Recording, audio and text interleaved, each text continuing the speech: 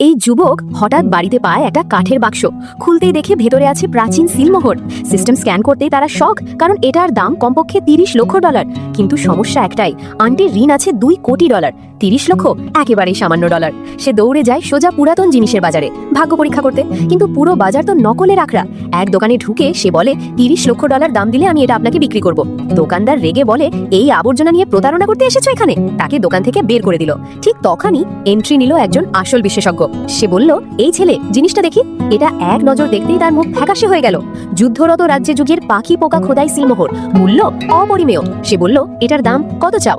অবশেষে $30 লক্ষ deal final হলো। কিন্তু তবুও 2 কোটি অনেক দূরে। যুবক ভাবছে, এখন কি করব? ঠিক তখনই বিদেশ থেকে তার অলস ভাইয়ের ফোন আসে। সে বলে, 1 মাস ঘুরেও ভালো জেট পাইনি, আমার কিছু টাকা ধার দে। যুবক না বলতে যাচ্ছিল, ঠিক তখনই হঠাৎ তার সিস্টেম অ্যালার্ট হয়ে যায়। মোবাইল দিয়েই সে খনিজ ডিটেক্ট করে। আর কি দেখে জানো?